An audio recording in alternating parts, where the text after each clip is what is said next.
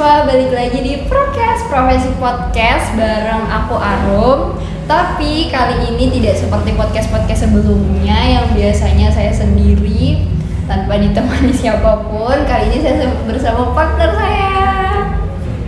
Ya, di samping saya sudah berada narasumber atau partner saya dalam podcast kali ini.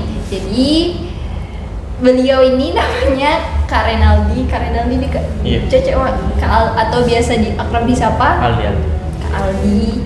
Ya, dia merupakan presiden Badan Eksekutif Mahasiswa Fakultas Matematika dan Ilmu Pengetahuan Alam atau BEM FMIPA. Iya, UNM. Tentu saja kampus kita tercinta. Kita menjabat dari 2021 nih Kak. 2022.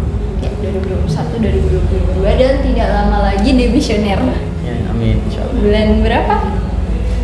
Rencana akhir bulan 3. Tapi ya lama nih. Tapi kan itu tergantung dari kawan-kawan majelis bagaimana dia menentukan waktu. Kami dari teman-teman bereksekutif mengikut dari kawan-kawan majelis. Oh iya, mau katanya lagi, Kak Aldi ini sudah semester 8 nih? Ya, sudah semester lama. Tidak lama. Semoga bisa cepat. Amin. Amin, harapannya sih begitu. Oh iya, anyway, pada podcast kali ini kita bakalan membahas hal yang sebenarnya sering sekali dibahas, tapi pada prokes belum pernah dibahas. Jadi bagaimana atau sejauh mana pandemi merubah mahasiswa? Ya. Jadi Kak Aldi ini kan sudah semester 8, which is angkatan 18 di. Iya, alhamdulillah. Ya, berarti sudah pernah merasakan offline. Ya, 2 tahun. 2 Semester tahun. 4 kemarin masukkan COVID. Oh, semester 4 COVID. Saya dari SMA. Dari SMA dia. Merasakan itu. Terus ini kan pandemi merubah banyak sekali aspek dalam kehidupan nih Kak.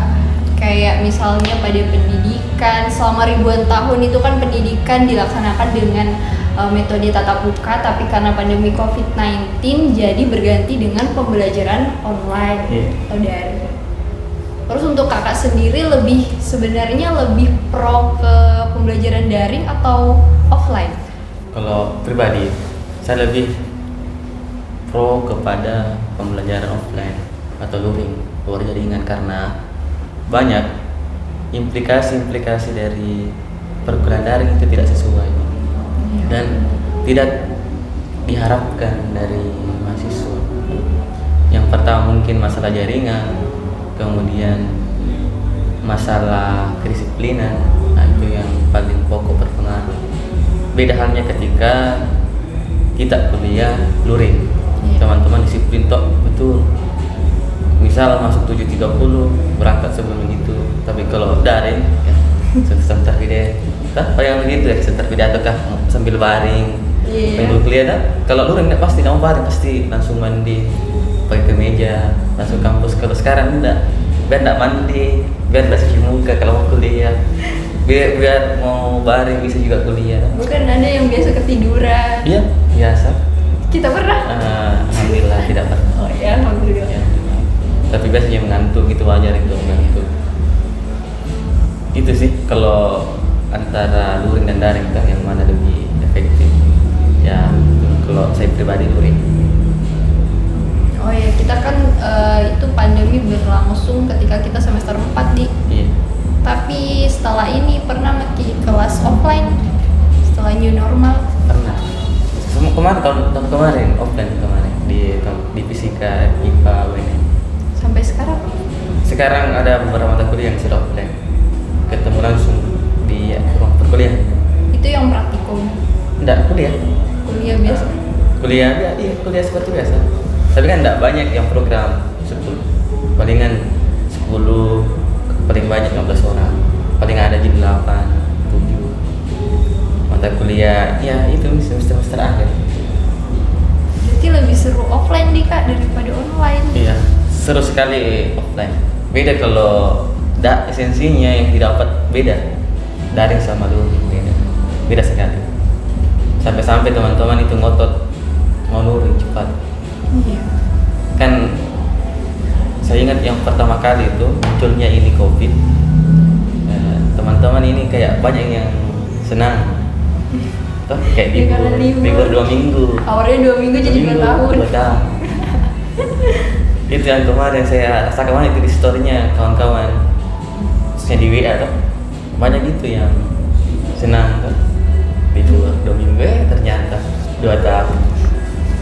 Dan sangat wilayah menambah wawasan itu sangat berpengaruh sekali antara ini luring dan daring. Kayak kita kuliah hanya menghayal.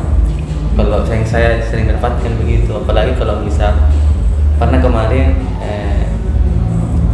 praktikum online satu kali kayak uji coba tuh, dan itu memang sangat tidak sesuai apa yang diharapkan, karena kuliah daring praktikum daring atau praktikum online kayak kita menghayal dan tidak terjun langsung ke lapangan tuh, jadi hanya menghayal begini, jadi pemahaman teman-teman tidak terlalu intens di situ.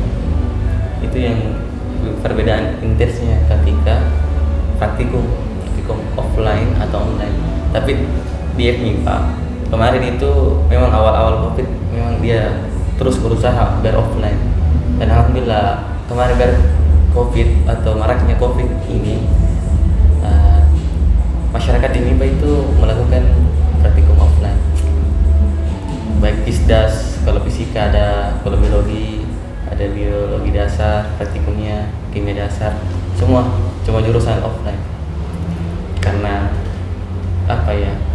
tidak sesuai memang kalau istilahnya ini praktikum online kayak lucu jadi saya dengar praktikum online kayak bermain-main jadi di situ kalau praktikum online. Praktikum online itu bagaimana Kak di laptop? Di laptop. Caranya? Kalau saya kemarin yang saya dapat kayak simulasi dilihat, ada datanya kita yang kelola, ada data yang diambil, yang diambil dari simulasi. Bukan kita yang misalnya kalau kita praktikum kita yang terjun langsung ngambil data, itu tidak, kayak seakan-akan orang lain, baru kita yang kelola datanya. Tinggal kelola data saja, jadi tidak rentet. Malah lebih ribet nih Kak. Ribet, baru susah. Tidak sesuai apa yang diharapkan, ini tidak bayar mahal-mahal UKT, tapi kondisi yang didapatkan pemahaman kurang, karena kurang sekali. Beda itu kalau langsung bisa langsung bertanya ke Kak, saya tanya ini Kak bisa Kak lebih diajarkan ini lagi, kalau misal tidak paham kita bisa lagi ditanya asistennya ke Kak, bisa dibantu lagi Kak. Kalau online mau kayak apa, susah. Itu pun tidak tahu kayak contoh namanya alatnya ini misalnya A, tapi tidak tahu bagaimana bentuk, tidak saja begini bentuknya, tapi tidak tahu bagaimana ini sebenarnya pemakaiannya. Kan beda itu ketika kita belajar teori atau kita langsung terjun ke lapangan, beda itu. Jadi itu harapannya ada teori kita belajar, kemudian kita praktikkan langsung. Nah itu beda saya kalau teori saja, baru praktikumnya online, beda. Tapi kalau nilai tak menurun atau stabil di selama pandemi? Stabil sih. Stabil. Tidak, itu kan rajin dia masuk dia. Itu intinya masuk kuliah rajin. Beda sama saya, kadang-kadang bolos.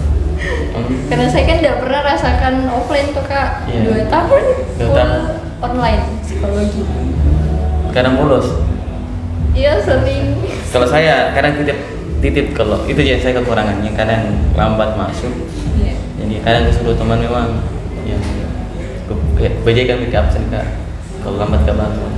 Begitu biasanya teknisinya itu, karena mau dipungkiri pasti terlambat pasti ada, malas pasti ada.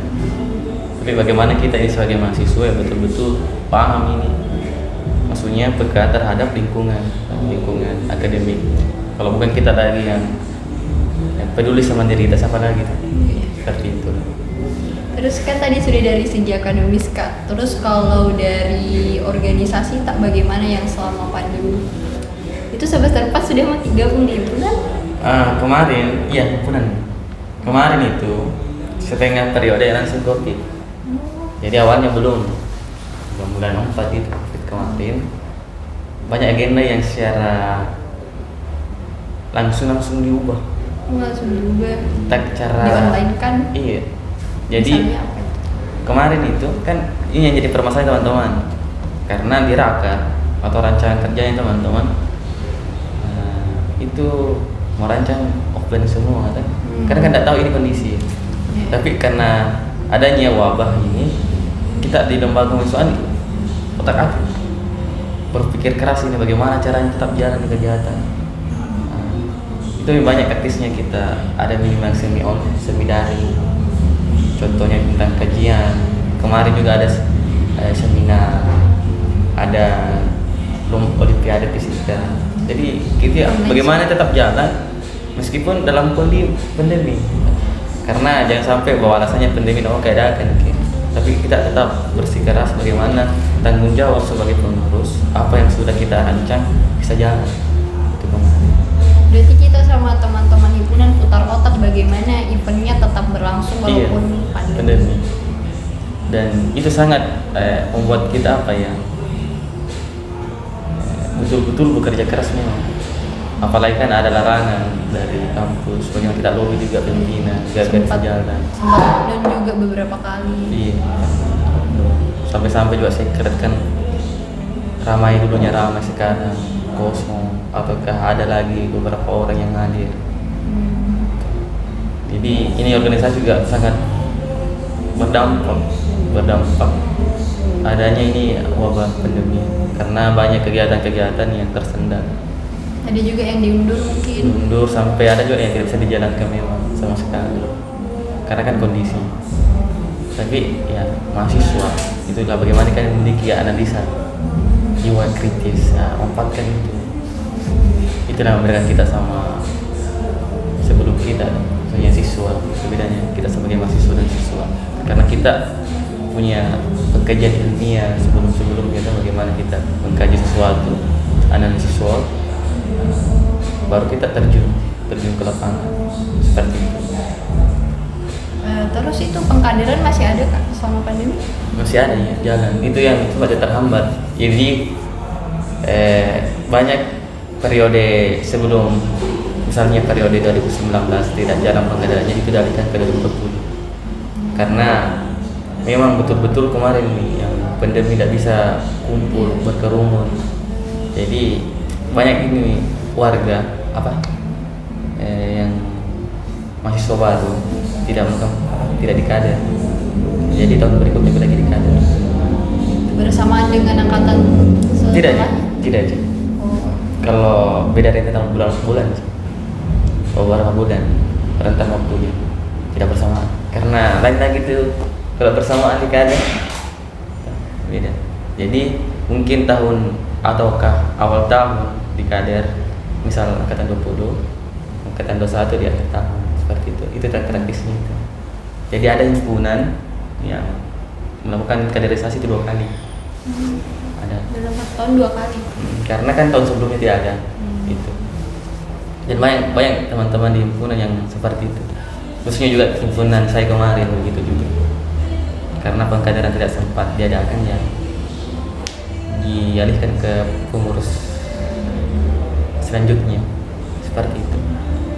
Dulu kan sudah dari akademik sama organisasi, terus kalau pertemanan Kak dengan teman-teman mungkin atau sudah ada beberapa yang renggang atau kita merasa lebih banyak temanku waktu sebelum pandemi daripada setelah? Kalau sama ya sebenarnya sih, tapi kalau wilayah renggang ya itu lagi tergantung personnya, apakah dia hanya berkomunikasi atau tidak. Ini intinya komunikasi. Misal dia punya story, siapa akan repost kayak bagaimana kabar tuh. Intinya jangan sungkan lah untuk kabari kawan-kawannya atau gengsi. Ya pembahasan biasa aja, penting bisa jalin silaturahmi lagi meskipun berjauhan tuh kan ada media sosial. Nah, manfaatkan itu media sosial. Tapi kalau wilayah penambahan ya sebenarnya begini, kalau penambahan ya pastilah beda tuh kalau offline dan online. Karena offline kan kita ketemu langsung, apalagi kita berbaur sama orang-orang, Beda kalau kondisi daring yang pasti terbatas, itu yang teman kita yang ini tuh sampai selesai lagi. Beda kalau kita memang ada gini yang di luar, mungkin itu bisa lagi penambahan teman. Tapi itu pentingnya apa di organisasi pada penambahan relasi. Beda itu kalau mahasiswa yang kumpul sama mahasiswa yang betul-betul yang bergelut di lembaga mahasiswa, itu relasinya beda. Dan itu yang penting. Nanti kita keluar, yang paling ditekankan itu bagaimana relasi kita kemarin di kampus. Karena contoh kalau kita terjun dunia kerja, kan kita IPK itu bukan yang poin pertama, bukan poin pertama, tapi apa ya? Ada yang bilang orang dalam tuh, nggak bisa dipungkiri itu orang dalam. Jadi contoh, misal saya dan ada juga teman saya, misal saya rendah IPK tapi teman saya ini tinggi, tapi ini yang punya perusahaan teman saya gitu. Meskipun dia tinggi ini, orang ini tinggi IPK-nya, tapi saya punya teman, relasi saya kuat sama dia, pasti saya nak pilih. Nah, itu ini yang terjadi sekarang.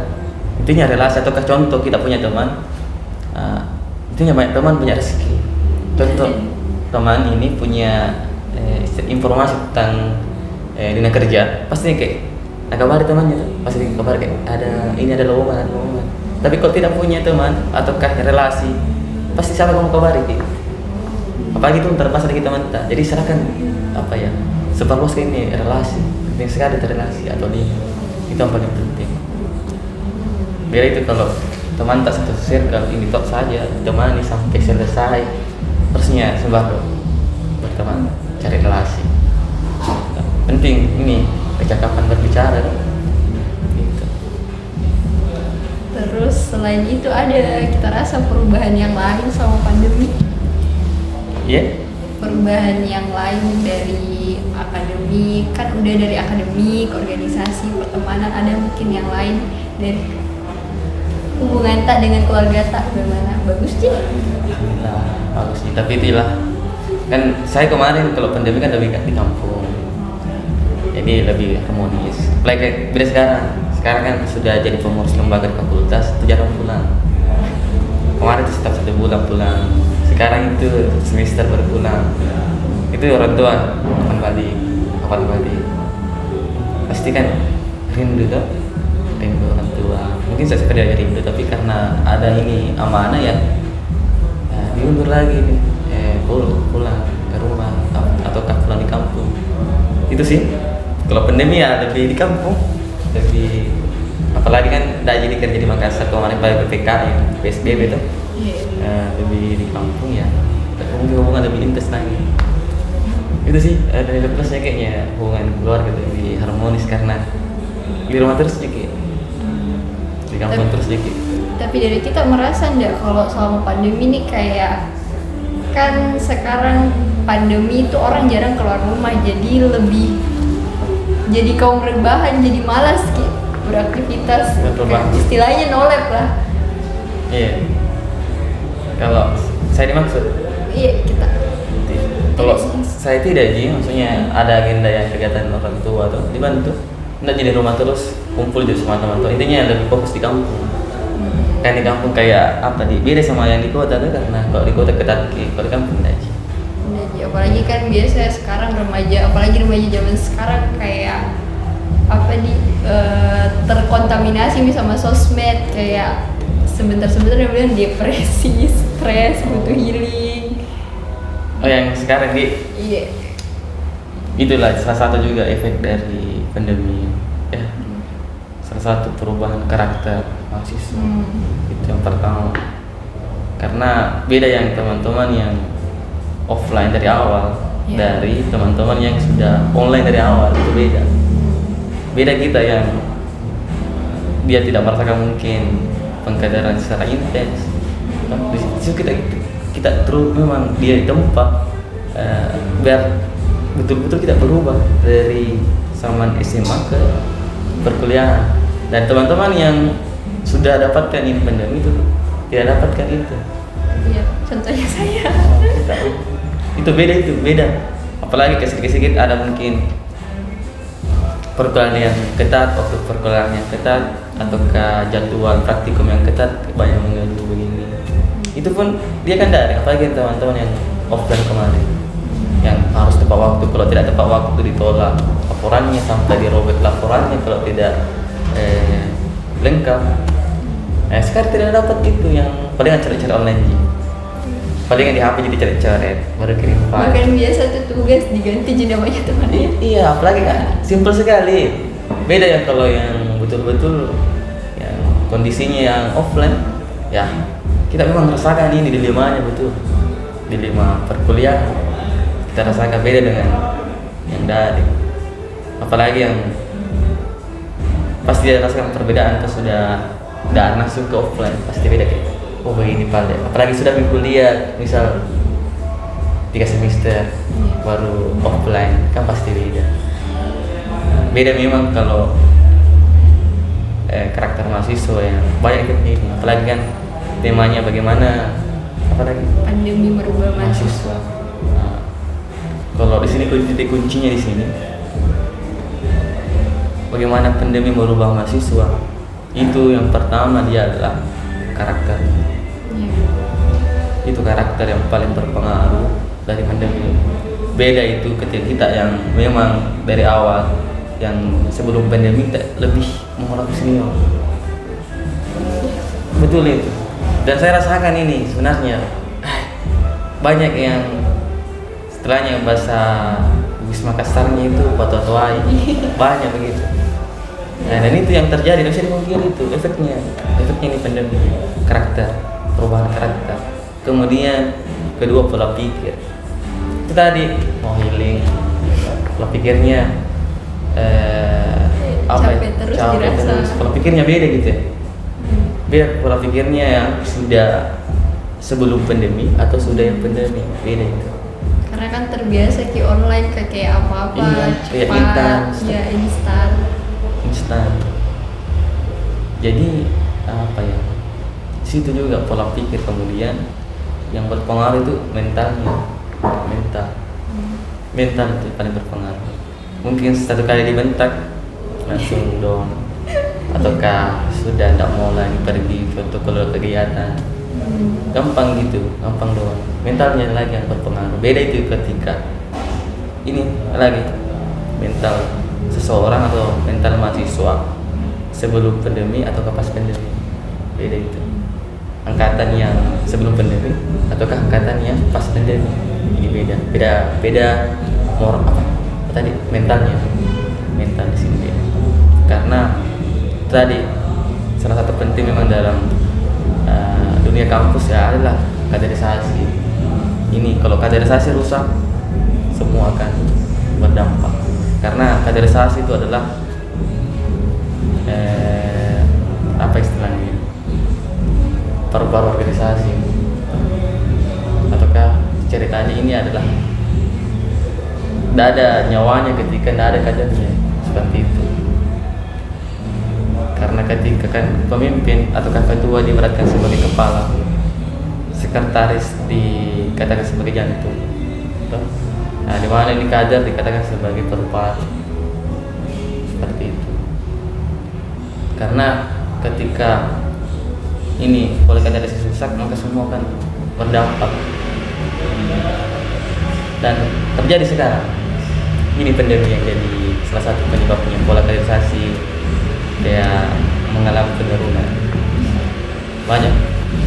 Apa ya itu tadi karakter. Kalau saya alami gitu, karakter, pola pikir, mental gitu ya. Mungkin masih banyak lagi yang mungkin yang ditemukan tuh.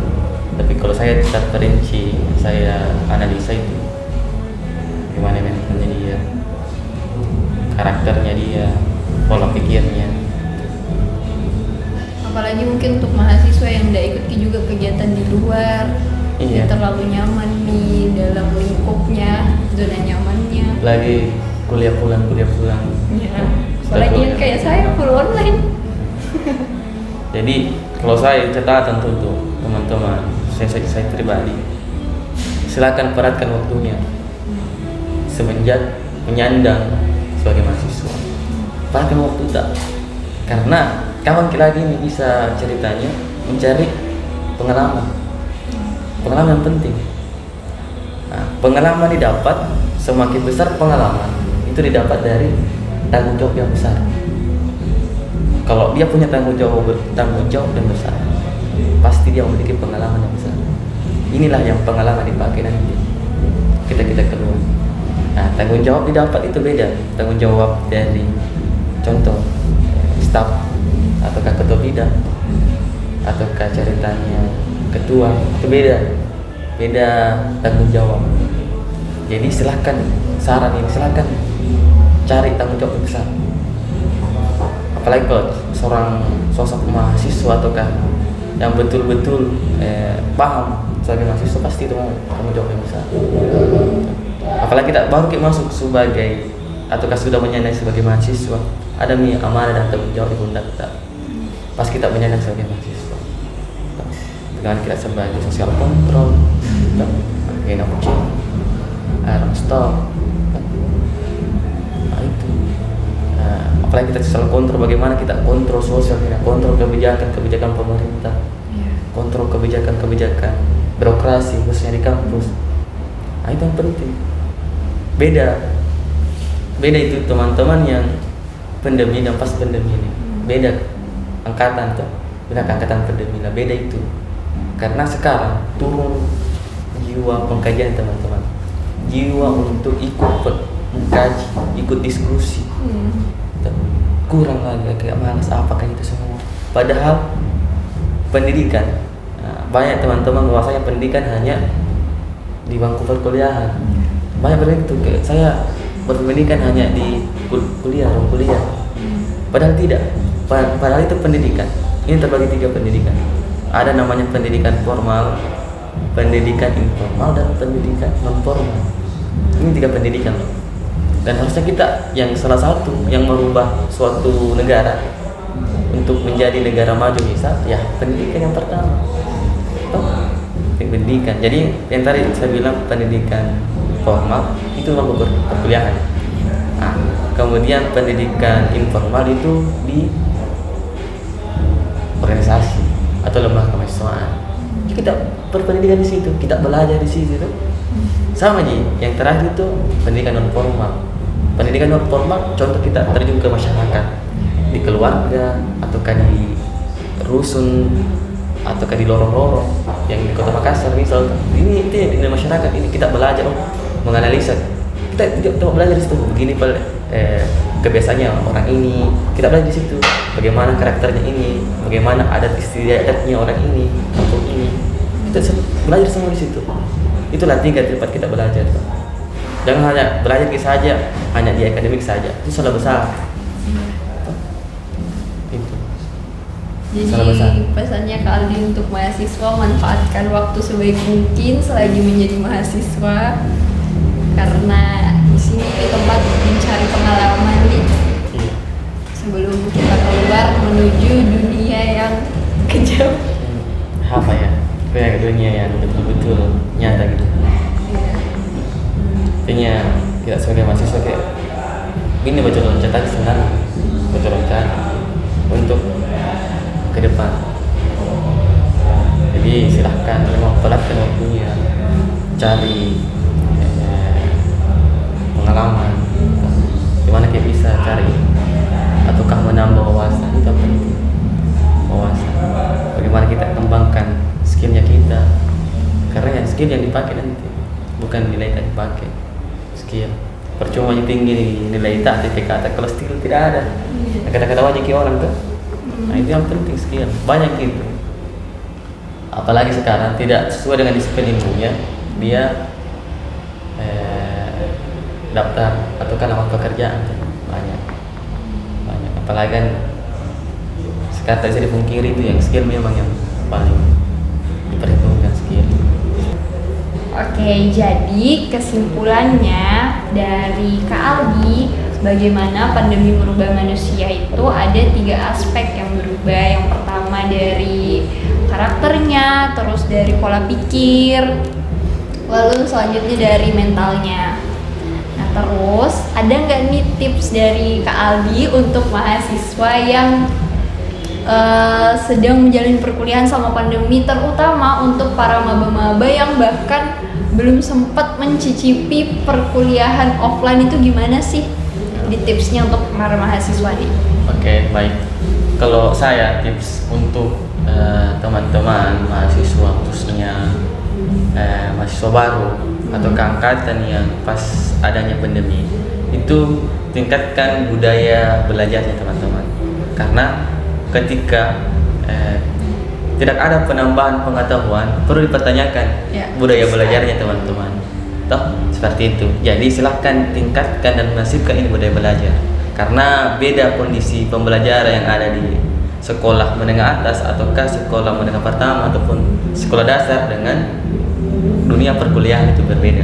Jadi silahkan masifkan kembali budaya belajar. Nah, saya seperti itu. Karena ketika tidak ada pengetahuan penambahan, maka dipertanyakan budaya belajarnya teman-teman. Seperti itu. Jadi kita nih kan sepakat bahwa kedatangan pandemi COVID-19 ini membawa banyak banget nih perubahan dalam kehidupan manusia di seluruh dunia, mulai dari pendidikan, ekonomi, dan lain sebagainya. Istilah new normal itu adalah istilah yang disepakati bersama untuk menggambarkan bahwa cara hidup kita telah memasuki budaya baru, terutama untuk mahasiswa memasuki budaya belajar baru. Maka harus di-upgrade lagi budaya belajarnya. Dan saat ini kan kampus menerapkan sistem pembelajaran online alias daring, maka dosen dan mahasiswa tidak lagi melakukan tatap muka seperti di kelas biasa.